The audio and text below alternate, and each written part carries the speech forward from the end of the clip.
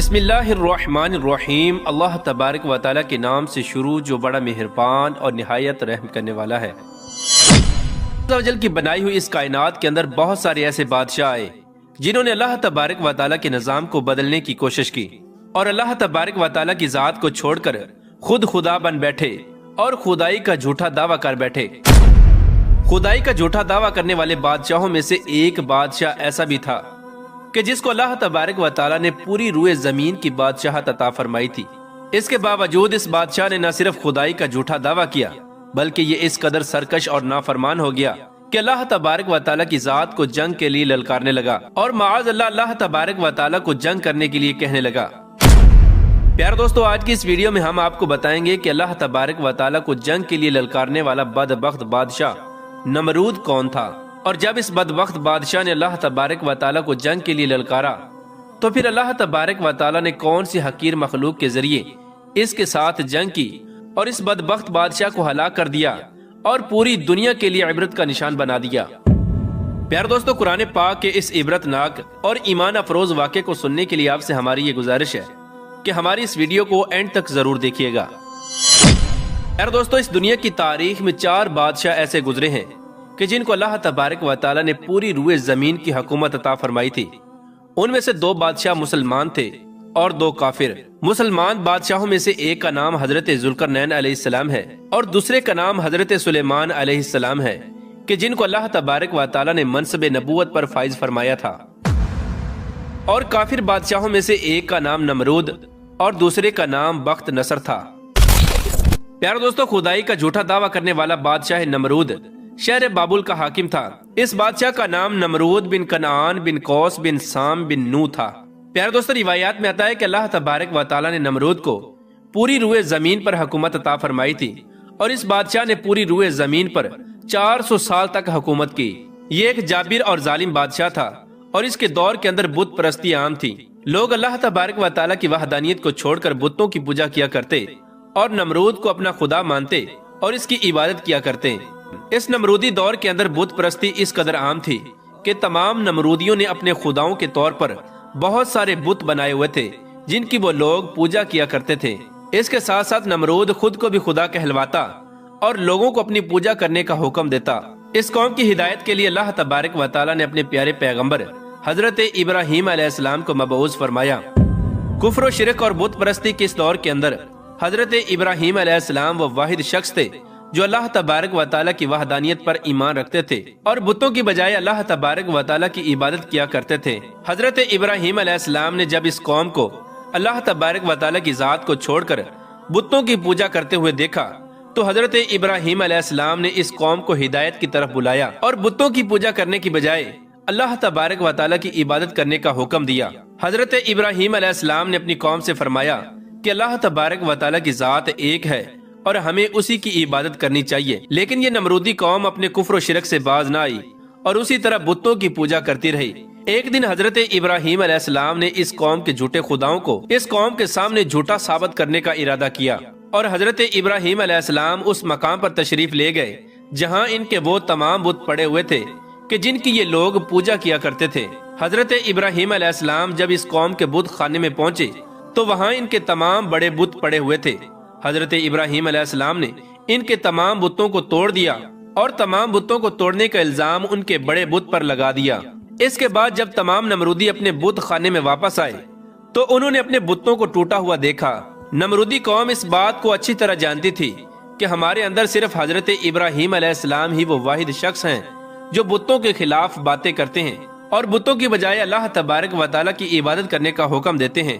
لہٰذا جب نمرودیوں نے اپنے خداؤں کو ٹوٹا ہوا دیکھا تو وہ سمجھ گئے کہ یہ کام حضرت ابراہیم علیہ السلام کا ہے۔ چنانچہ تمام نمرودیوں نے حضرت ابراہیم علیہ السلام سے بدلہ لینے کے لیے حضرت ابراہیم علیہ السلام کو قتل کرنے کا منصوبہ بنا لیا۔ چنانچہ تمام نمرودی نمرود کے دربار میں حاضر ہوئے اور نمرود کو سارا واقعہ سنایا اور نمرود سے حضرت ابراہیم علیہ السلام کو سزا دینے کا کہا۔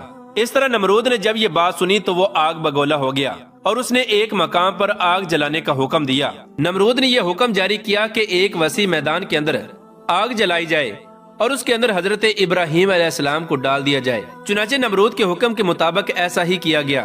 دور دراز سے بہت ساری لکڑیوں کو اکٹھا کیا گیا اور ایک وسیع میدان کے اندر جمع کیا گیا اور ان کے اندر آگ جلا دی گئی۔ حضرت ابراہیم علیہ السلام کو سزا دینے کے لیے جو آگ جلائی گئی تھی وہ اس قدر زیادہ تھی کہ اس کے شعلے آسمانوں کو چھو رہے تھے۔ پیار دوستو، جب نمرود کے حکم کے مطابق ایک وسیع میدان کے اندر آگ کو جلا دیا گیا تو اس کے بعد حضرت ابراہیم علیہ السلام کو اس آگ کے اندر ڈال دیا گیا۔ جیسے ہی حضرت ابراہیم علیہ السلام اس آگ کے اندر تشریف لائے تو اللہ تبارک و تعالیٰ نے فوراً آگ کو حکم دیا کہ اے آگ تو حضرت ابراہیم علیہ السلام پر ٹھنڈی اور سلامتی والی ہو جا۔ تو وہ آگ اللہ تبارک و تعالیٰ کے حکم کے مطابق حضرت ابراہیم علیہ السلام پر ٹھنڈی اور سلامتی والی ہو گئی۔ حضرت ابراہیم علیہ السلام ارشاد فرماتے ہیں کہ میں جتنے دن آگ میں رہا اتنے دن میں اللہ تبارک و تعالیٰ کے خاص فضل اور رحمت میں تھا، اور جو سکون اللہ تبارک و تعالیٰ کی طرف سے مجھے آگ کے اندر عطا کیا گیا وہ اس سے پہلے کبھی نہ تھا۔ پیار دوستو، کچھ دنوں کے بعد حضرت ابراہیم علیہ السلام اس آگ سے زندہ باہر تشریف لے آئے۔ یہ منظر دیکھ کر تمام نمرودی حیران رہ گئے، لیکن اس کے باوجود نمرود اور نمرودی قوم اللہ تبارک و تعالیٰ کی وحدانیت پر ایمان نہ لائی اور اسی طرح اپنی بت پرستی کے اندر مبتلا رہی۔ لیکن اس کے باوجود حضرت ابراہیم علیہ السلام اپنے عہد سے پیچھے نہ ہٹے اور مسلسل اپنی قوم کو حق کی دعوت دیتے رہے۔ حضرت ابراہیم علیہ السلام نے نمرود کو بارہا دفعہ سمجھایا اور اپنے کفر و شرک سے باز آنے اور اللہ تبارک و تعالیٰ کی وحدانیت پر ایمان لانے کا کہا۔ حضرت ابراہیم علیہ السلام کی یہ بات سن کر نمرود اللہ تبارک و تعالیٰ کی وحدانیت کا انکار کرنے لگا اور حضرت ابراہیم علیہ السلام سے مناظرہ کرنے لگا، اور حضرت ابراہیم علیہ السلام کے سامنے نمرود نے خدائی کا دعویٰ کر دیا۔ نمرود نے حضرت ابراہیم علیہ السلام سے مناظرہ کرتے ہوئے یہ سوال کیا کہ تیرا رب کون ہے؟ تو حضرت ابراہیم علیہ السلام نے ارشاد فرمایا کہ میرا رب وہ ہے جو زندگی اور موت دیتا ہے۔ یہ بات سن کر نمرود مسکرانے لگا اور حضرت ابراہیم علیہ السلام سے کہنے لگا کہ یہ تو میں بھی کر سکتا ہوں۔ چنانچہ نمرود نے تکبر کے ساتھ 2 قیدیوں کو بلایا جن کو سزائے موت ہو چکی تھی۔ ان میں سے ایک کو نمرود نے قتل کر دیا اور دوسرے کو آزاد کر دیا، اور اس طرح نمرود تکبر کے ساتھ حضرت ابراہیم علیہ السلام سے کہنے لگا کہ دیکھو میں نے ایک کو زندگی دے دی اور ایک کو موت دے دی۔ اس طرح نمرود حضرت ابراہیم علیہ السلام کے سامنے اپنے آپ کو خدا کہنے لگا اور اپنی خدائی کی باطل دلیلیں پیش کرنے لگا۔ اس کے بعد نمرود پھر حضرت ابراہیم علیہ السلام سے پوچھنے لگا کہ حقیقی خدا تو میں ہوں، بتا تیرا خدا کون ہے؟ اس کے بعد حضرت ابراہیم علیہ السلام نے نمرود کو اس کی عقل کے مطابق جواب دیا کہ میرا رب وہ ہے جو سورج کو مشرق سے طلوع کرتا ہے اور مغرب میں غروب کرتا ہے۔ اگر تو سچا خدا ہے تو سورج کو مغرب سے طلوع کر کے دکھا۔ چنانچہ جب نمرود نے حضرت ابراہیم علیہ السلام کی یہ بات سنی تو اس کا رنگ اڑ گیا اور وہ لاجواب ہو گیا، اور اس طرح نمرود لاجواب ہو کر اپنی پوری قوم کے اندر ذلیل و رسوا ہو گیا۔ پیار دوستو، اس کے بعد بھی کئی مرتبہ حضرت ابراہیم علیہ السلام نے نمرود کو اللہ تبارک و تعالیٰ کی وحدانیت کی طرف بلایا، لیکن نمرود اپنی سرکشی سے باز نہ آیا اور اسی طرح کفر و شرک کے اندر مبتلا رہا۔ چنانچہ حضرت ابراہیم علیہ السلام کے بار بار دعوت حق دینے سے نمرود تنگ آ گیا، اور بلاخر تنگ آ کر نمرود حضرت ابراہیم علیہ السلام سے کہنے لگا کہ اگر تیرا خدا سچا ہے تو اس کو بول کہ اپنی فوج بھیجے اور میرے ساتھ جنگ کرے۔ چنانچہ جیسے ہی نمرود نے حضرت ابراہیم علیہ السلام کے سامنے یہ بکواس کی تو فوراً حضرت جبرائیل علیہ السلام حضرت ابراہیم علیہ السلام کی بارگاہ میں حاضر ہوئے اور حضرت ابراہیم علیہ السلام سے کہنے لگے کہ اللہ تبارک و تعالیٰ کا لشکر جنگ کے لیے تیار ہے۔ حضرت جبرائیل علیہ السلام کی یہ بات سن کر حضرت ابراہیم علیہ السلام نمرود سے یہ کہنے لگے کہ اللہ تبارک و تعالیٰ کا لشکر جنگ کے لیے تیار ہے۔ چنانچہ حضرت ابراہیم علیہ السلام کی یہ بات سن کر نمرود حضرت ابراہیم علیہ السلام سے کہنے لگا کہ مجھے 3 دن کی مہلت دی جائے تاکہ میں اپنی جنگ کی تیاری کر سکوں۔ چنانچہ نمرود کو 3 دن کی مہلت دے دی گئی۔ پیارے دوستو، چونکہ نمرود کی حکومت پوری دنیا پر تھی، ان 3 دنوں کے دوران نمرود نے پوری دنیا کے بڑے بڑے جنگجوؤں کو اکٹھا کیا اور بہت سارے ہتھیاروں کو جنگ کے لیے تیار کیا۔ اس طرح جب نمرود نے 3 دن کے اندر اندر اپنی تمام تیاری مکمل کر لی، اس کے بعد نمرود حضرت ابراہیم علیہ السلام کو تکبر کے ساتھ للکار کر کہنے لگا کہ ہماری فوج جنگ کے لیے تیار ہے، اپنے رب سے کہو کہ اپنی فوج کو بھیجے اور ہمارے ساتھ جنگ کرے۔ نمرود کی یہ بات سن کر حضرت ابراہیم علیہ السلام نے اللہ تبارک و تعالیٰ کی بارگاہ میں دعا کی تو اللہ تبارک و تعالیٰ نے مچھروں کی ایک فوج کو بھیجا۔ ان مچھروں کی تعداد اس قدر زیادہ تھی کہ وہ مچھر پورے آسمان پر پھیل گئے۔ اللہ تبارک و تعالیٰ نے ان مچھروں کو نمرودی فوج پر مسلط کر دیا۔ یہ مچھر اللہ تبارک و تعالیٰ کے حکم سے دیکھتے ہی دیکھتے نمرودی فوج کا گوشت کھا گئے اور ان کا خون پی گئے۔ اس وقت تمام نمرودی فوج کی ہڈیاں ہی ہڈیاں باقی رہ گئیں۔ چنانچہ اس دردناک منظر کو دیکھ کر نمرود اپنے محل کی طرف دوڑا اور اپنی بیوی کے کمرے کے اندر چھپ گیا۔ اسی دوران اللہ تبارک و تعالیٰ کے حکم سے ایک لنگڑا مچھر نمرود کے گھر میں داخل ہوا۔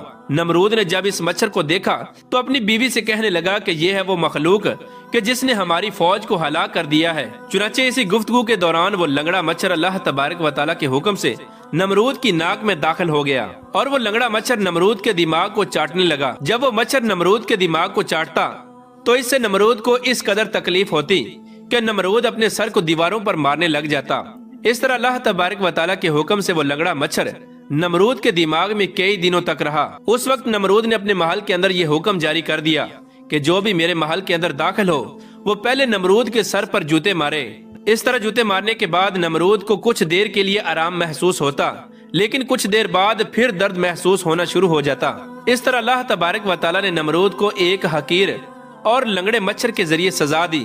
نمرود اپنے سر کو سلاخوں کے ساتھ پیٹتا رہتا یہاں تک کہ اللہ تبارک و تعالیٰ نے اس کو دردناک موت عطا فرمائی اور یہ اپنے سر کو دیواروں پر مارتا مارتا ہلاک ہو گیا۔ وہ نمرود جو پوری دنیا پر حکومت کرنے والا بادشاہ تھا، اور وہ نمرود جو اللہ تبارک و تعالیٰ کو تکبر کے ساتھ جنگ کے لیے للکار رہا تھا، اس نمرود کو اللہ تبارک و تعالیٰ نے ایک حقیر اور لنگڑے مچھر کے ہاتھوں ہلاک کروایا اور پوری دنیا کے لیے عبرت کا نشان بنا کے رکھ دیا۔ بے شک اللہ تبارک و تعالیٰ ہر چیز پر قادر ہے۔